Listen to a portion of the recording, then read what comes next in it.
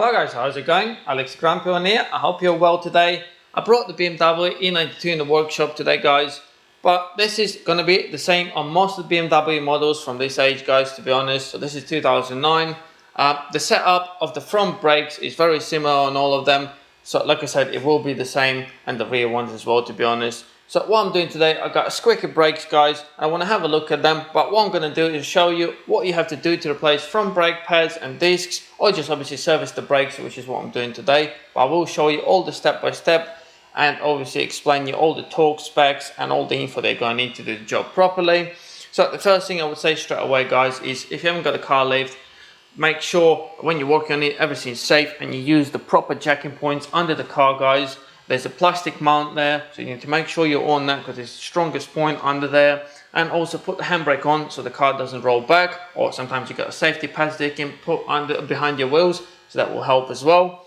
So yeah guys, if that is something you're interested in, give us a subscribe please, and a like on the video, and also comment below to let me know what you thought about the video in the end, if you need any more information, or if you got any future suggestions for me on the videos they would like to see.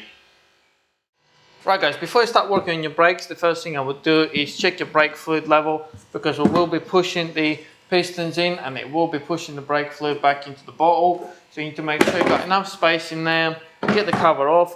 As you can see, there's your brake fluid level, so there should be enough space for it to go up. If you're above that guys, just please keep your eye on it. I'm going to leave the cover off and keep my eye on it when I'm pushing the cylinders back in, because you don't want it to overflow and come out and damage your bodywork and just go everywhere, because it will damage your paint. And if it does, the first thing I would do straight away is clean it with water or brake cleaner. Don't leave it on there because it will damage the paint very quickly guys. Right guys, so I'm just going to quickly take my wheel off.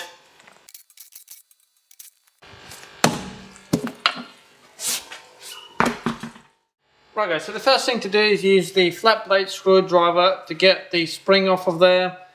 So you just get it in there, push it in, and you'll see that the inner bits will come out.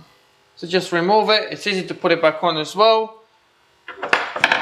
So after this, what we have to do is get a little covers off there, so we can get to the bolts that go in and hold the caliper onto the carrier. So just get two of them covers off quickly.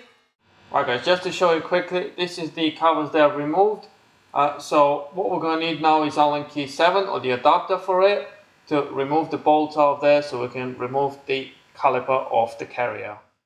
Right guys, it hasn't got it on this side, but usually you got a brake pad wear sensor. They're going to be located in here, like a little black plastic clip going into your pad in there, so you can get hold of it, wiggle it about, and it will come out, or you can use a screwdriver to help it pull it out. So if you're just servicing them and they're not worn, you can reuse that. There's going to be a little metal clip there that helps holding it in, and the wire goes all the way into that little box there, so you can open it and unplug it if you want, if you're replacing it as well. So if it's not worn, you can always reuse it. Like I said, keep that metal clip, and you can always push it back in the end. But like I said, this side hasn't got it, so that's why I just wanted to let you know, in case you have got something sticking out there, you know what it is. Right, so let's carry on. I got my adapter there. This is 7 Allen key. So we're gonna get it in there while we took the covers off and start undoing them. They might be slightly tight guys. That's why I don't use the gun on this part, because you don't want to overdo it and break it or snap it. I do like to feel when it's coming undone, or if it's seized. So just undo it all the way. Obviously you got two of them, you can see it's coming out. I usually get them all the way out guys, so I can give them a good clean, because usually they got a bit of rubbish on them, and they're going to be seizing up slightly. So get it out, clean it, and put a bit of either rubber grease or copper grease on them when you put them back in. Let's just get it out of the way and get the second one out of there.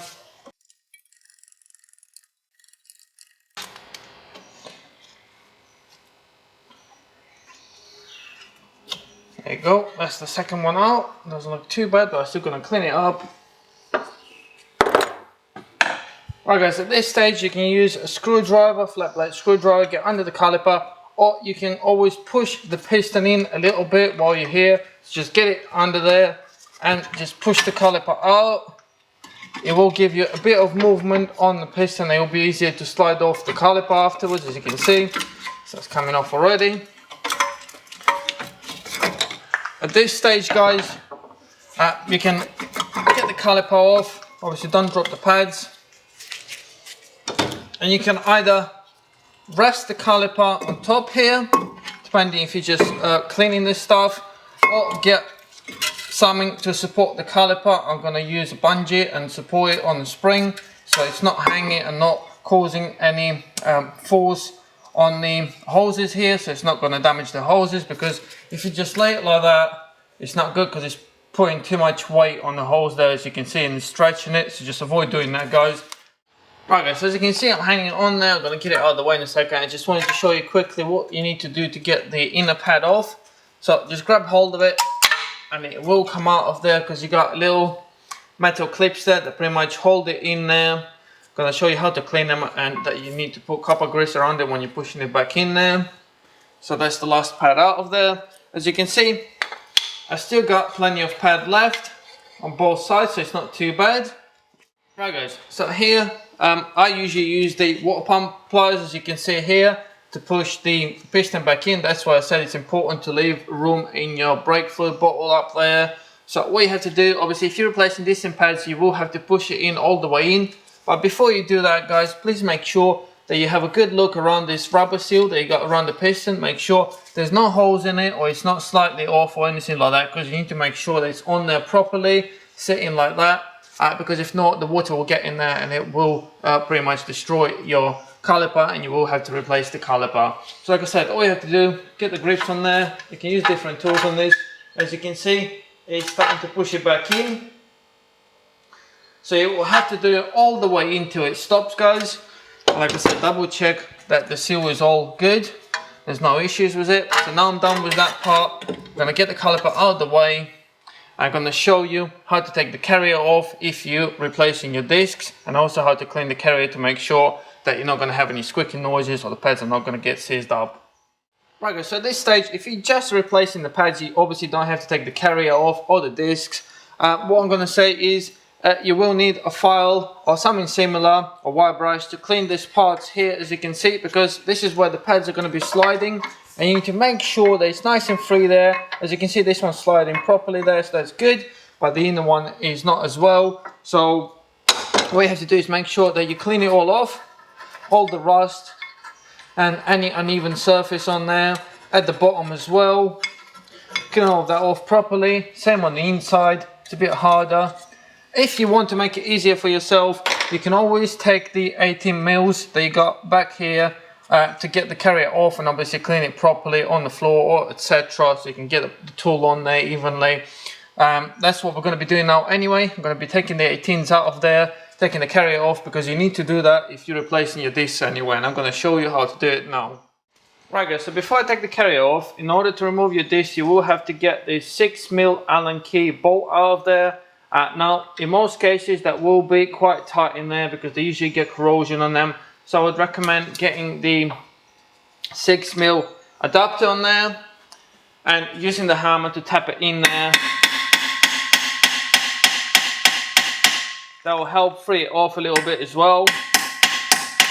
And hopefully that will come off now. I wouldn't use the gun on this part here, guys, because like I said, you can snap it and then it's going to be an issue. The other thing I would say, why I left the carrier on there, if you're trying to undo it, it's tight and the disc is turning, what you have to do is get the screwdriver in here. I'm going to show you now. So if you get your screwdriver in the groove there, it will stop your disc turning. So hopefully that will come undone now. There you go, that's good. That wasn't too bad.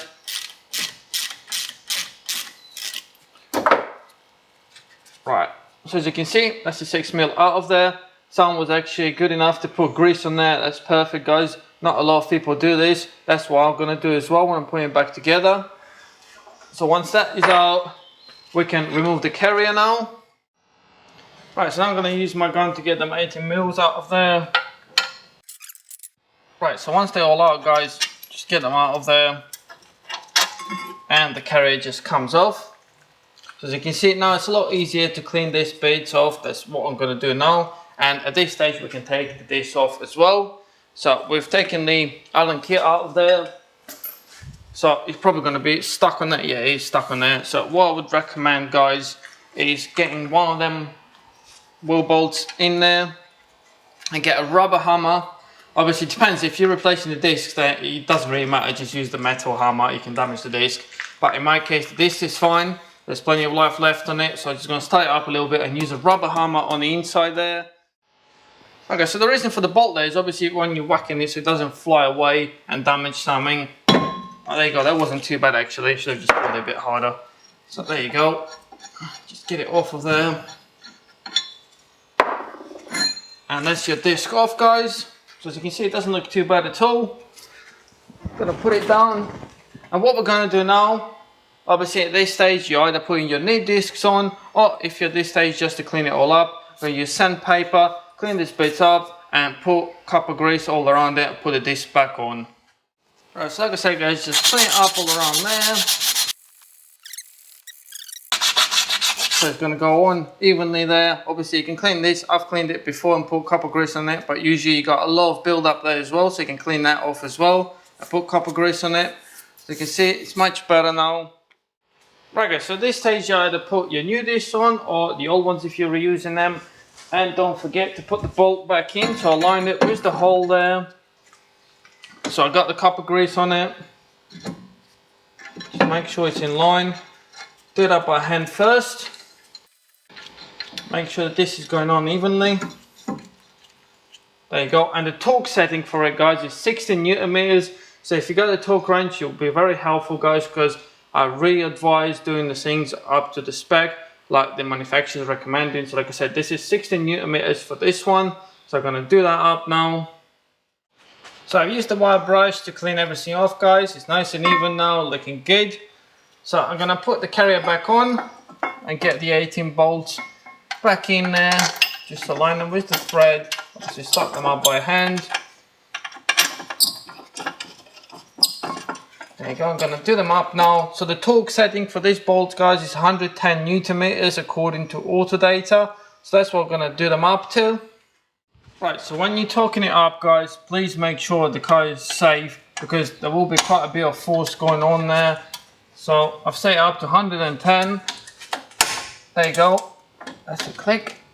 So it's done, and the same at the bottom.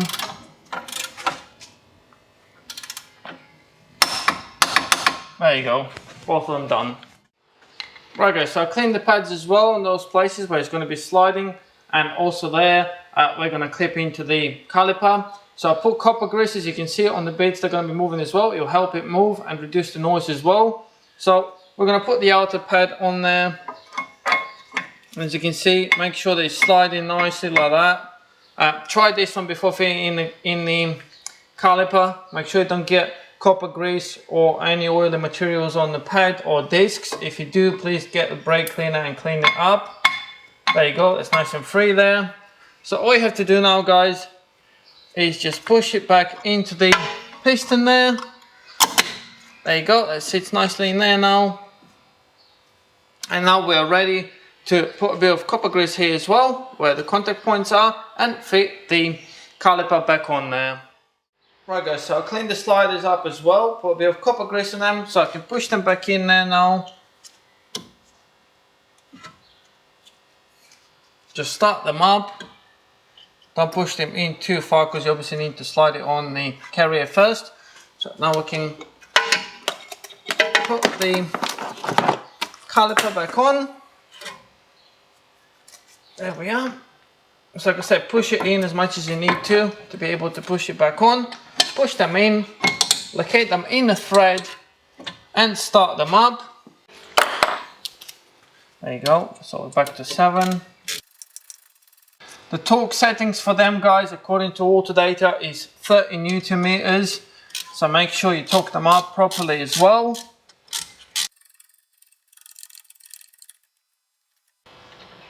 There you go, so like I said, double check the torque, 30 Newton meters on them please. Right guys, once you've done them up, don't forget to put your covers back on there to stop the dust getting in there. It is important to have them on there so they don't seize up. So just push them back in. And at this stage, like I said, if you got the sensor, you have to push the sensor in there. Make sure that the caliper is sliding properly and the pads are not seized up. And now we're ready to put a bit of copper grease on this point and put the spring back on there. while we're here guys, just to pay attention, sometimes you can twist these holes here when you remove the caliper and twist it a little bit. You need to make sure that it goes back on like this, because if not, that will cause a massive issue with your brakes and it also will fail on MOT. So make sure it's sitting like it is and located in them holding places there, as you can see. So as it is now, it's good. So to fit this back on, like I said, a bit of copper grease on them points there, just to help it. And to get it back on there, put the outer, the top one and the bottom one on there first. Get the screwdriver behind it, push it, and there you go. Make sure it's in there. Lovely, that's it in there. So that is job done guys. All you have to do is, obviously don't forget to put copper grease on there, and at this stage just double check everything's done up and put your wheel back on. Right, so here we are, the wheel is back on. 120 Newton meters for the bolts there please, and don't put any grease on the bolts because that's what the manufacturer specifications are. You can put it on the hub but not on the bolts please. Recheck that everything's done up. If followed all my steps, everything should be done up to the right torque. That's from Autodata, so it should be spot on. Double check your brake fluid level before you go anywhere, and also check the brakes. You have to pump the brake pedal a few times before you go anywhere, because we push the caliper back in, so there will be a gap between the pads and discs now. So if you just drive away straight away, the first couple of pumps ain't gonna do anything, so please make sure you pump it before you go anywhere. Also, if you fit new pads and discs, it will take a few miles and a bit of braking for them to bed in, so you will see that the performance will improve slightly after a while. But yeah, don't go mad straight away guys, and after a little drive, recheck the torque settings on the wheel bolts please. So yeah, like I said, please be careful when you're working on the car guys. Check that everything's done up properly, not leaking. And if you enjoyed the video guys, don't forget to let me know what you thought about it, or if you're looking forward to some new videos or you got any suggestions, comment below please. And yeah, if that's something you're interested in, give us a subscribe guys, give us a like, and I'll see you soon. Bye.